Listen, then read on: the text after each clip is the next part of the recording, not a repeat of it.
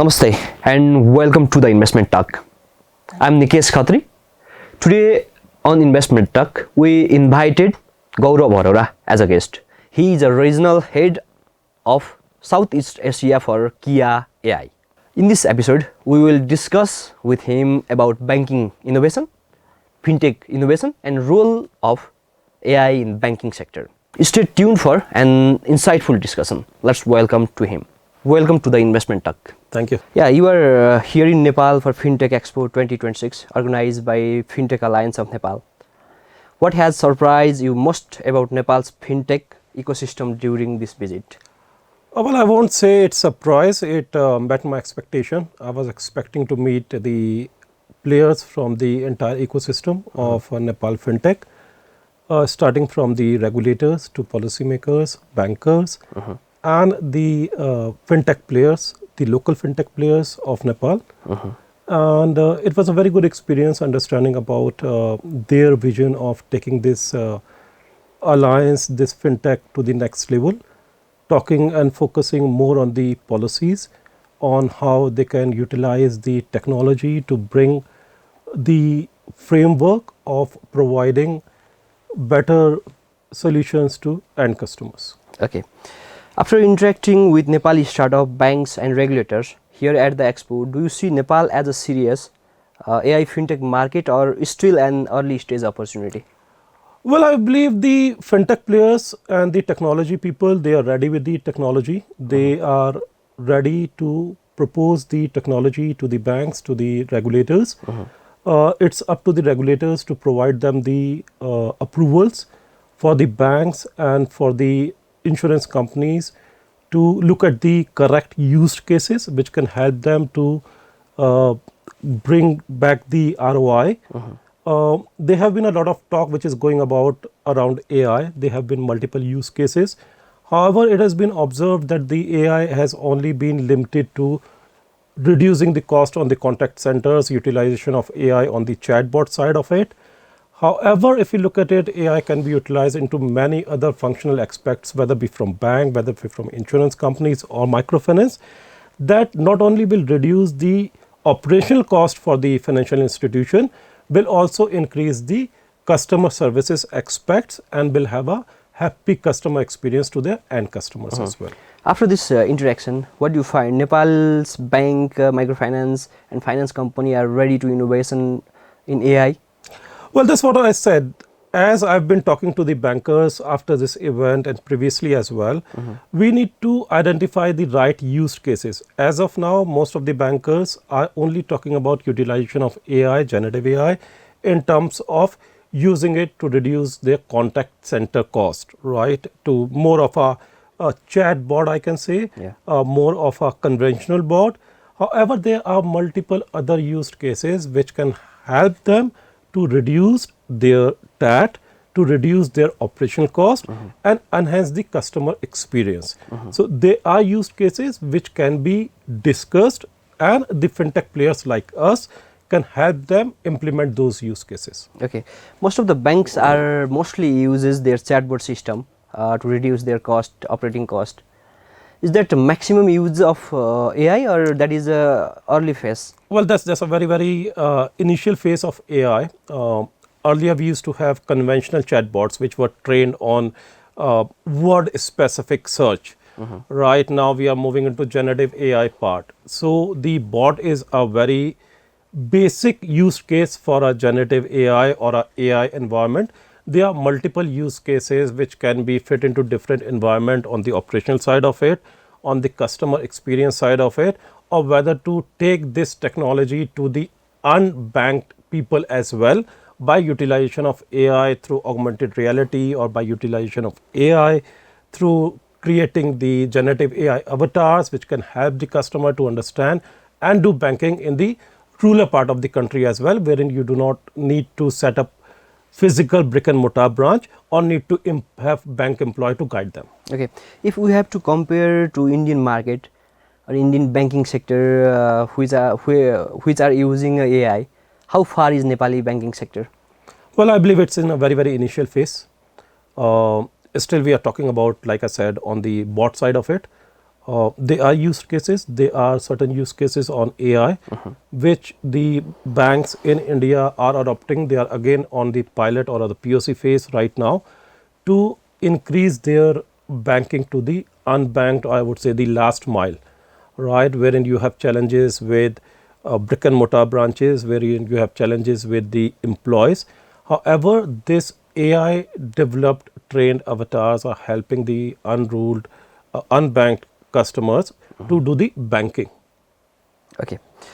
Nepal's fintech growth is visible but largely wallet driven.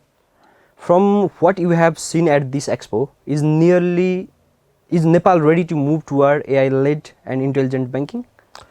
Well, actually, yes, that's what we have been talking. I've been talking to the partners, I've been talking to the banks. Wallet is one thing that can help you to understand the customer behavior.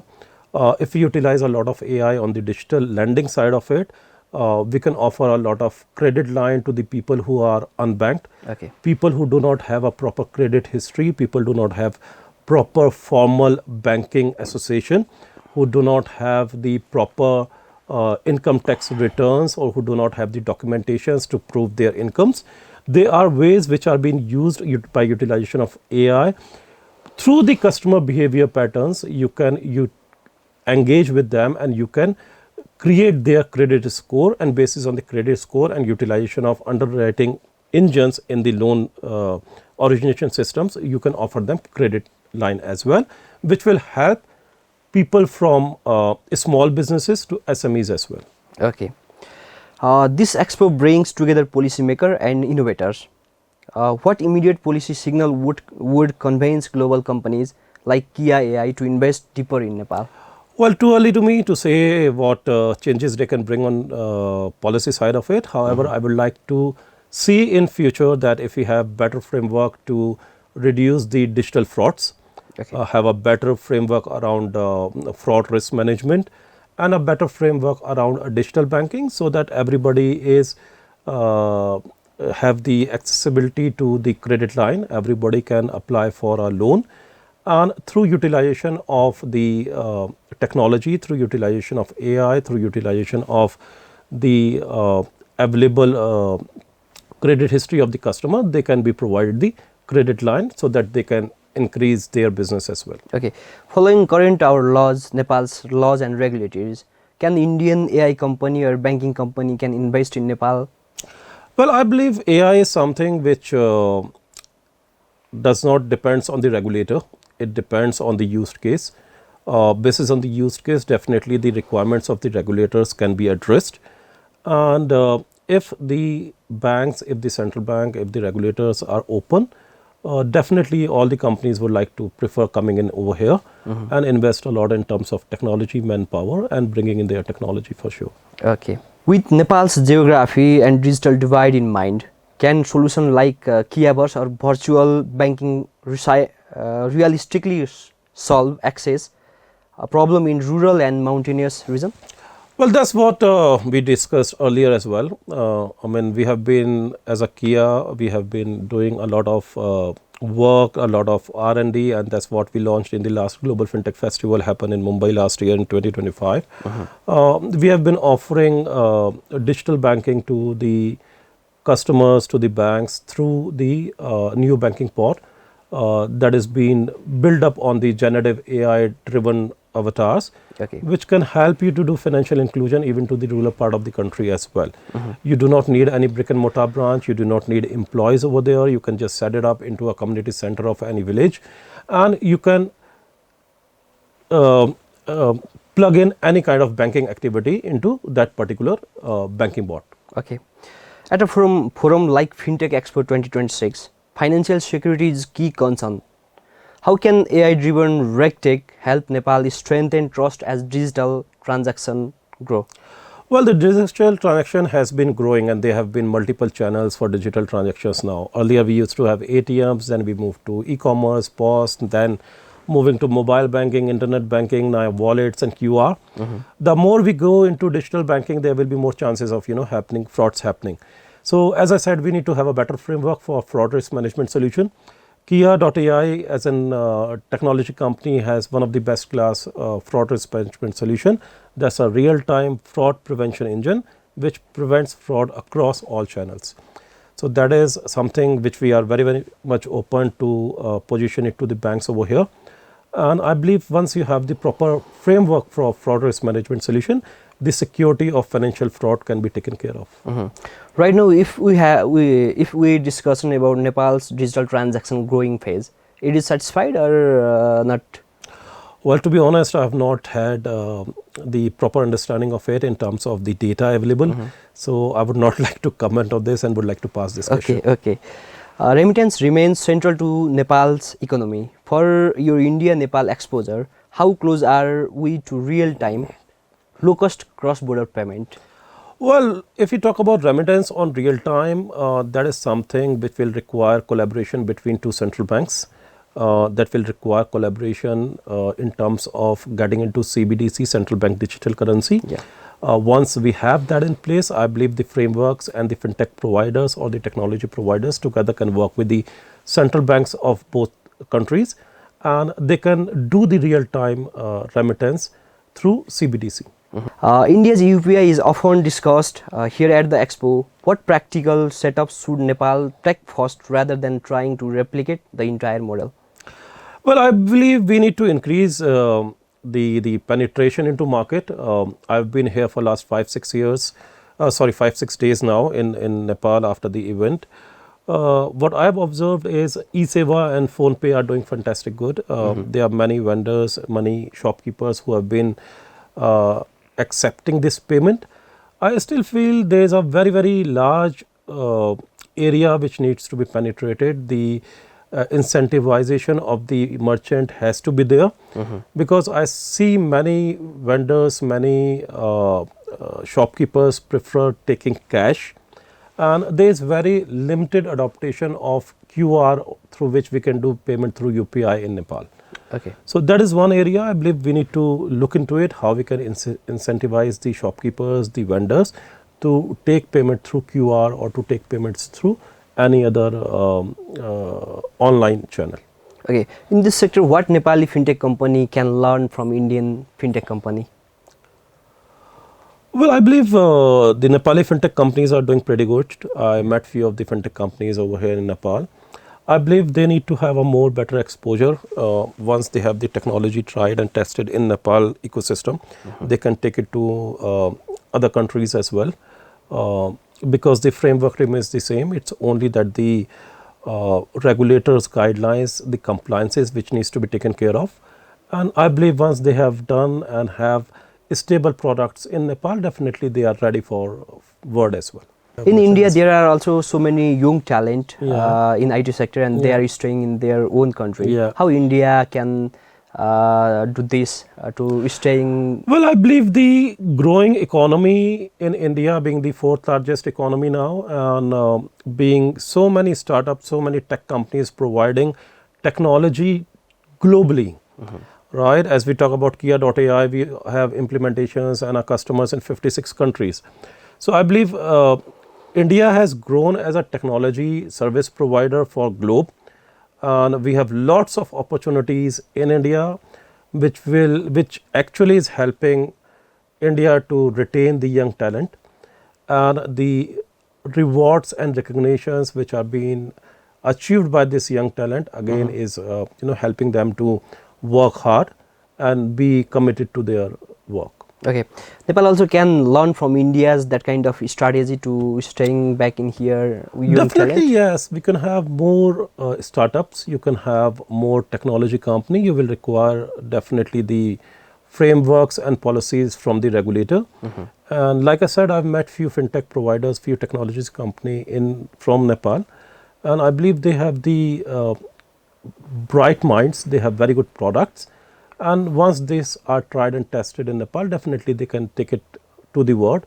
And once you have global customers with you, definitely the young youth will not like to move out of the country and would like to be within the country and work for the country. Okay, based on what you've seen at Fintech Expo 2026, are Nepali fintech startup thinking big enough for regional or global markets?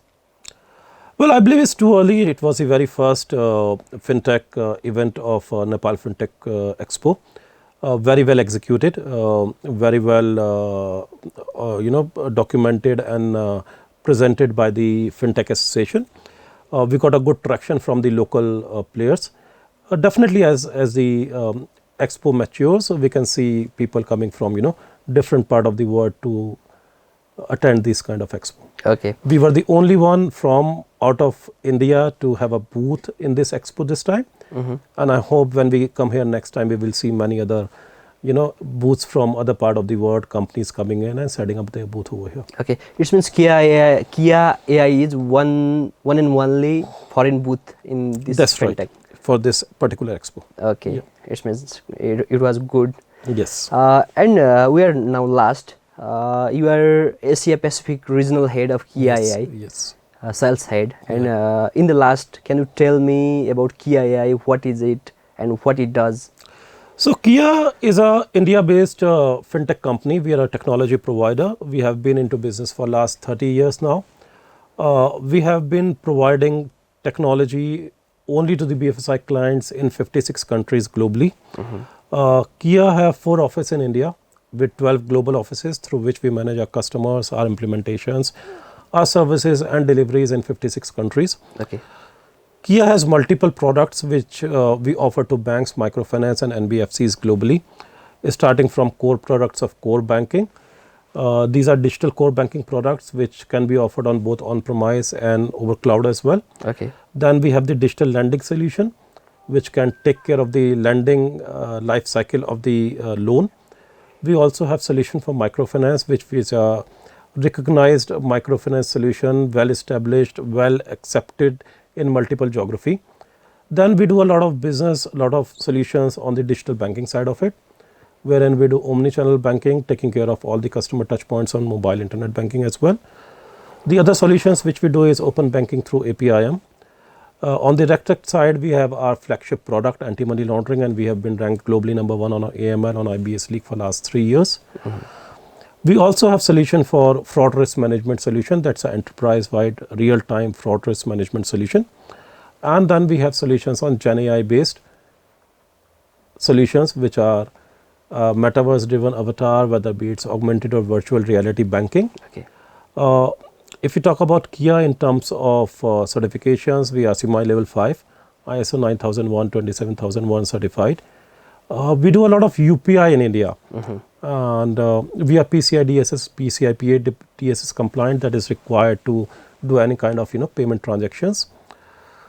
Apart from this, we have been doing business with multiple banks globally.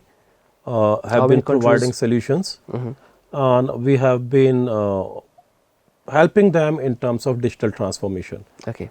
So we started with banks when we started 30 years back with core banking, and now we are helping them to do digital transformation, and we are investing a lot on the R&D part of it as well. Yeah. Kia.ai is doing work in multiple nations. Yeah. Right now, how many countries you are covering in this sector?